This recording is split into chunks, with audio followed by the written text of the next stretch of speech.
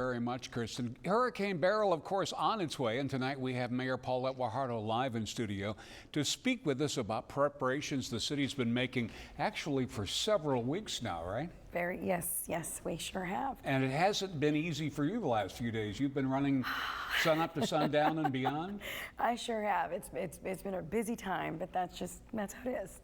Now, you've had some challenges. We ran out of sandbags, which isn't your necessarily bailiwick, but you're trying to coordinate all of this effort to help people prepare for the storm. So what would you like to tell people tonight? Well, yes, we have. And really right now, the message is to be prepared, to make certain you know, first of all, that you're getting your information from a reliable source. And we're making certain that you're on top of what information is out there.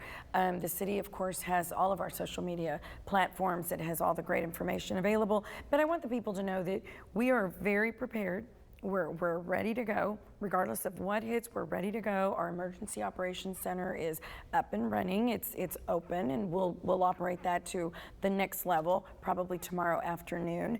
I received a call from Governor Greg Abbott today, and he lent his support. And we have state resources here that are going to be very, very critical if and should we need them. And that's a big deal, because we need to make sure that we're ready. We prepare for the worst. And so with the state's help, Texas Division of Emergency Management, our partners at the county, the port, the RTA. I mean, we've just got everybody, even the Army Corps of Engineers, they're a partner in this. We're ready to go. And of course, our team at the city they've been under preparation, as you mentioned, for days now. Now, one of the problems that you had to face during Alberto was evacuation orders and whether or not any should be given. And at the time, we really didn't think, even though we had a good forecast of surge, we didn't think it would be very necessary. And then firemen were telling me maybe they should have called an evacuation, at least for some low-lying areas. Yes, so that's something we're discussing, is the low-lying. There are some low-lying areas. We know North Beach, obviously, we saw what happens there, and that was a 3.5-foot surge. So that is something we're keeping a very close eye on, some parts of Flower Bluff.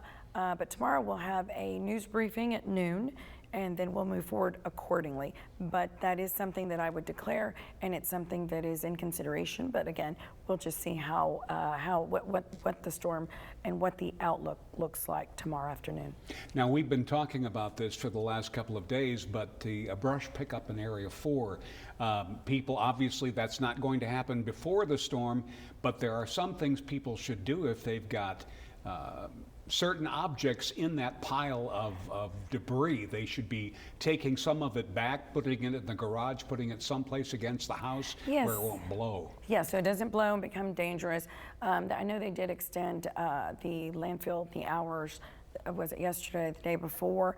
But we want to make sure that we make the area, your community, as safe as possible, because winds are strong, and we know for certain we're going to have an increase in winds, a big increase in winds. Well, we're very prepared. The city's very prepared. We've been doing stories on it for weeks now. Is there anything else you'd like to tell our audience about, what they should be thinking, what they should be doing? Again, make sure you have a plan and you have a communication plan. You know who you need to be in contact with, your family. If you plan to leave, it's probably make certain you know what route you're taking and when you're leaving. If you don't, then make certain you know what you have in terms of your insurance paperwork, right? Do you have your flood insurance? Do you have your windstorm insurance? And where that paperwork is. And check on your neighbors. We are a caring community, and I know we all care for one another, but don't hesitate to go next door or across the street and check on your neighbors and make certain that they're okay. So nice of you to come in tonight. We know you're going to be back here hopefully in the next couple of days, and anything else we can do, don't hesitate to let us know. Thank you. Thank you for having me. Mayor Paulette Guajardo, thank you very much for joining us tonight. Now,